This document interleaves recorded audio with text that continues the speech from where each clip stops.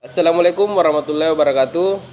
Puji syukur kita panjatkan atas kehadirat Allah Subhanahu wa taala yang telah memberi kita rahmat dan hidayahnya sehingga kita dapat bersama-sama menyaksikan video presentase yang saya buat. Dan tak lupa pula kita kirimkan salam serta salawat kepada junjungan kita Nabiullah Muhammad sallallahu alaihi wasallam yang telah membawa kita dari alam gelap gulita menuju alam yang terang benderang. Perkenalkan, saya atas nama Muhammad Rafiq Ghazali, Prodi Pendidikan Teknik Elektro, jurusan Pendidikan Teknik Elektro, Fakultas Teknik, Universitas Negeri Makassar. Baik, untuk mempersingkat waktu, langsung saja saya akan membahas materi tersebut. Pengertian kurikulum. Secara etimologis, istilah kurikulum berasal dari bahasa Yunani, yaitu kurir yang artinya pelari dan kurar yang berarti tempat berpacu. Itu berarti istilah kurikulum berasal dari dunia olahraga pada zaman Yunani kuno di Yunani, yang mengandung pengertian suatu jarak yang harus ditempuh oleh pelari dari garis start sampai finish.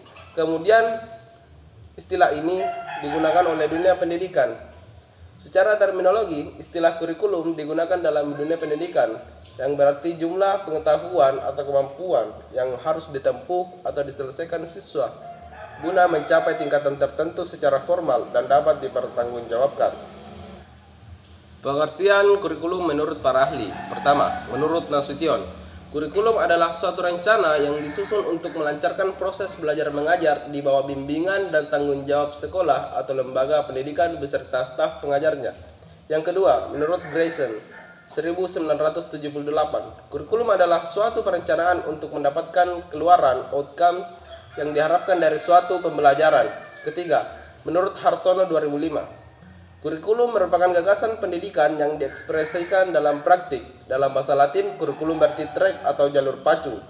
Keempat, John Dewey 1902, kurikulum dapat diartikan sebagai pengajian di sekolah dengan mengambil kira kandungan dari masa lampau hingga masa kini. Kelima, Frank Bobbitt 1918, kurikulum dapat diartikan keseluruhan pengalaman yang tak terarah dan tertumpu pada perkembangan kebolehan individu atau satu sisi latihan pengalaman langsung secara sadar digunakan oleh sekolah untuk melengkapi dan menyempurnakan pendedahannya. Keenam, menurut Hasan, kurikulum bersifat fleksibilitas mengandung dua posisi. Pada posisi pertama, berhubungan dengan fleksibilitas sebagai suatu pemikiran kependidikan bagi diklat. Dengan demikian, pada posisi teoretik yang harus dikembangkan dalam kurikulum sebagai rencana. Pengertian kedua yaitu sebagai kaidah pengembangan kurikulum. Terdapatnya posisi pengembang ini karena adanya perubahan pada pemikiran kependidikan atau pelatihan. Ketujuh, Hilda Tabah 1962. Kurikulum sebagai a plan for learning, yakni sesuatu yang direncanakan untuk dipelajari oleh siswa.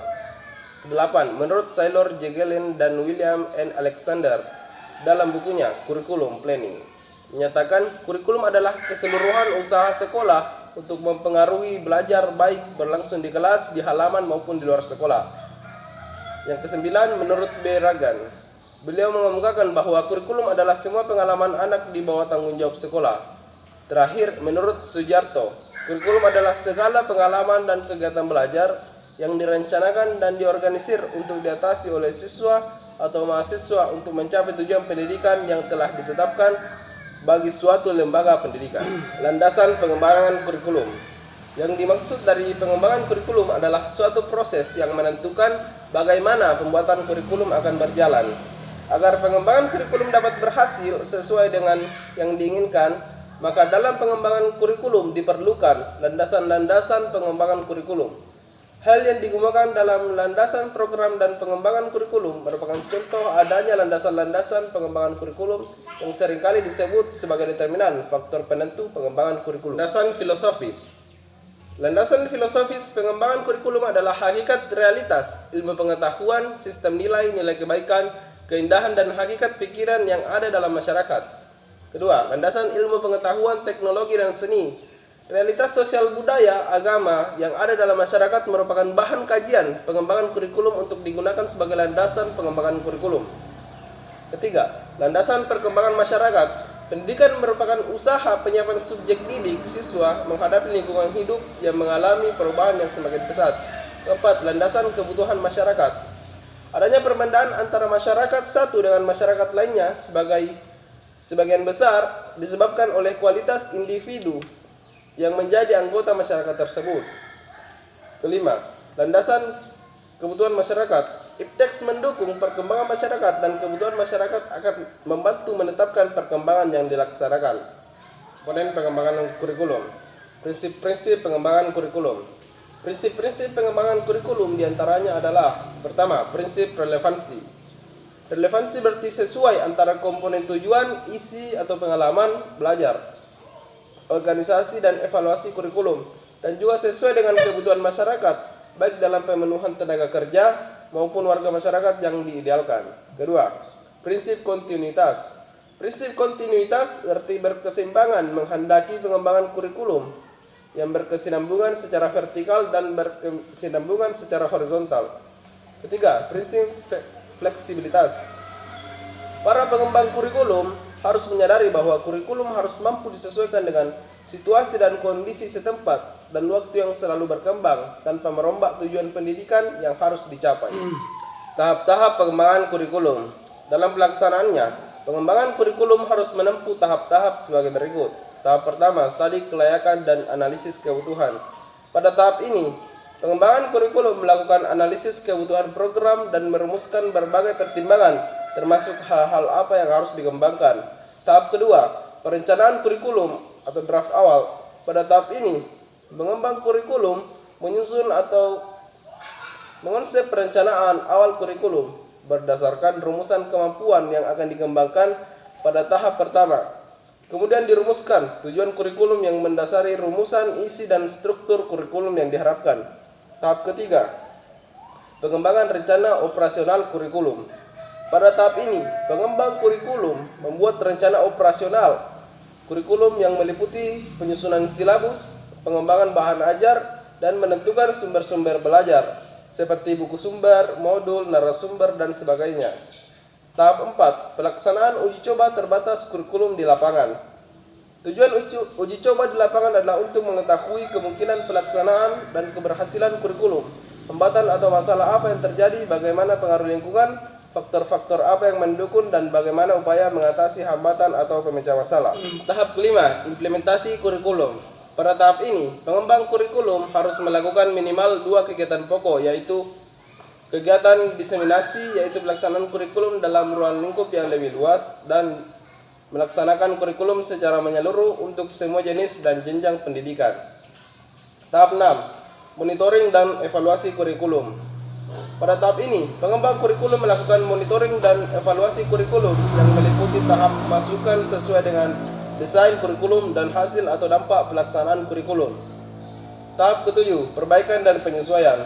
Pada tahap ini, pengembang kurikulum harus melakukan perbaikan dan penyesuaian apabila berdasarkan hasil monitoring dan evaluasi kurikulum ternyata terdapat hal-hal yang menyimpang atau tidak sesuai dengan keadaan.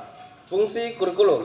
Sebagai program belajar, kurikulum adalah niat, rencana, dan harapan. Menurut Alexander Inglis, fungsi kurikulum meliputi: pertama, fungsi penyesuaian. Karena individu hidup dalam lingkungan, sedangkan lingkungan tersebut senantiasa berubah dan dinamis, maka setiap individu harus mampu menyesuaikan diri secara dinamis.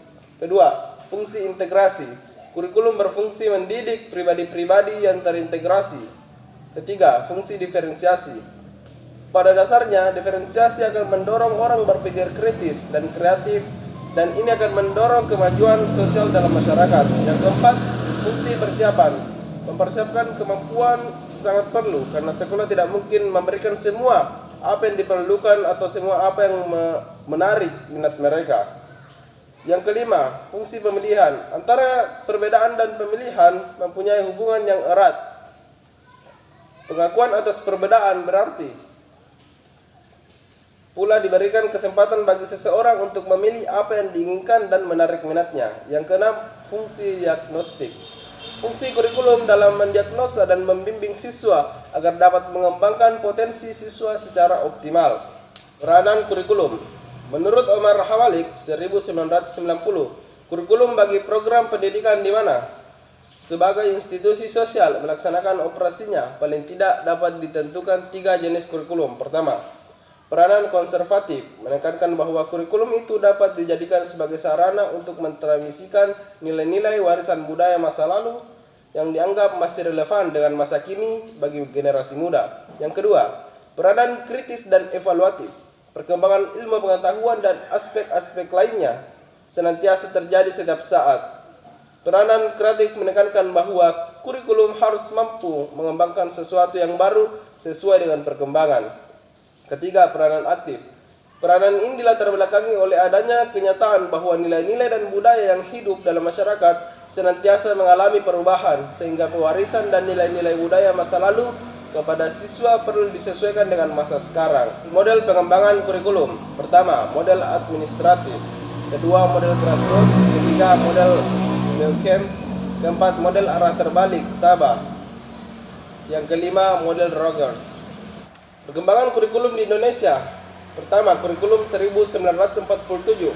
Kurikulum pertama yang lahir pada masa kemerdekaan memakai istilah dalam bahasa Belanda Leerplan, artinya rencana pelajaran.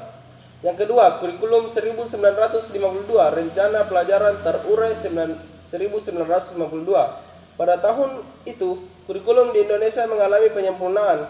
Kurikulum ini lebih merinci setiap mata pelajaran yang kemudian diberi nama rencana pelajaran terurai 1952. 3. Kurikulum 1964, rencana pendidikan 1964. Pokok-pokok pikiran kurikulum 1964 yang menjadi ciri dari kurikulum ini adalah bahwa pemerintah punya keinginan agar rakyat mendapat pengetahuan akademik untuk pembekalan pada jenjang SD, sehingga pembelajaran dipusatkan pada program Pancawardhana, yaitu pengembangan moral, kecerdasan, emosional atau artistik, keterampilan dan jasmani.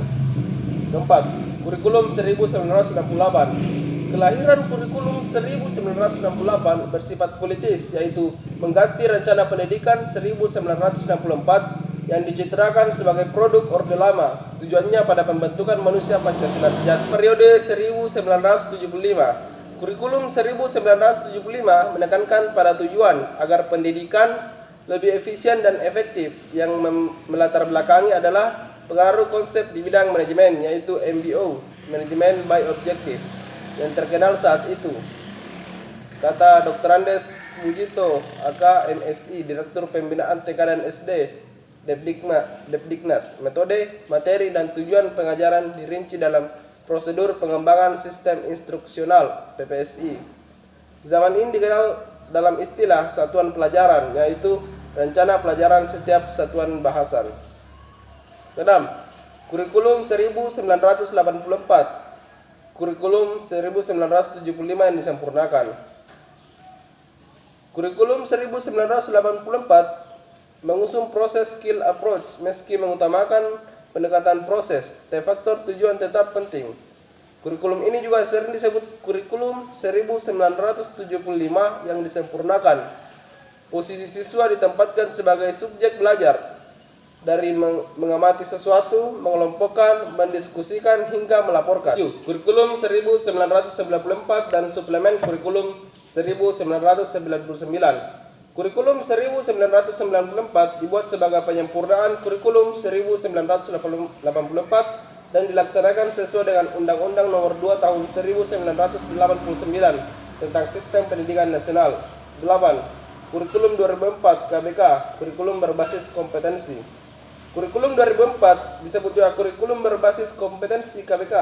Suatu program pendidikan berbasis kompetensi harus mengandung 3 unsur pokok, yaitu pemilihan kompetensi yang sesuai, spesifikasi indikator evaluasi untuk menentukan keberhasilan pencapaian kompetensi, dan pengembangan pelajaran. 9. Kurikulum periode KTSP, kurikulum tingkat satuan pelajaran 2006. Pada kurikulum 2006, pemerintah pusat menetapkan standar kompetensi dan kompetensi dasar, sedangkan sekolah dalam hal ini, guru dituntut untuk mampu mengembangkan dalam bentuk silabus dan penilaiannya sesuai dengan kondisi sekolah dan daerahnya. 10. Kurikulum periode 2013. Kurikulum 2013 merupakan penyempurnaan, modifikasi, dan pemutakhiran dari kurikulum sebelumnya. Sampai saat ini pun saya belum menerima wujud aslinya seperti apa, namun berdasarkan informasi, beberapa hal yang baru pada kurikulum 2013. Kesimpulan, Awal mulanya, kata kurikulum digunakan dalam bidang olahraga karena memiliki arti suatu jarak yang harus ditempuh oleh pelari mulai dari garis start sampai dengan finish. Namun pada tahun 1995, istilah kurikulum digunakan dalam dunia pendidikan dengan pengertian sebagai rencana dan pengaturan tentang sejumlah mata pelajaran yang harus dipelajari peserta didik dalam menempuh pendidikan di lembaga pendidikan. Berdasarkan seluruh pandangan dari berbagai sudut mengenai pengertian kurikulum, maka dapat disimpulkan pengertian kurikulum adalah sederet rancangan peraturan pembelajaran yang dibuat oleh institusi pendidikan untuk membantu peserta didik mencapai tujuan pendidikan tertentu. Ya, mungkin itu saja yang dapat saya paparkan pada materi melalui video ini. Kurang dan lebihnya mohon dimaafkan. Saya akhiri, wabillahi taufiq wal hidayah. Wassalamualaikum warahmatullahi wabarakatuh.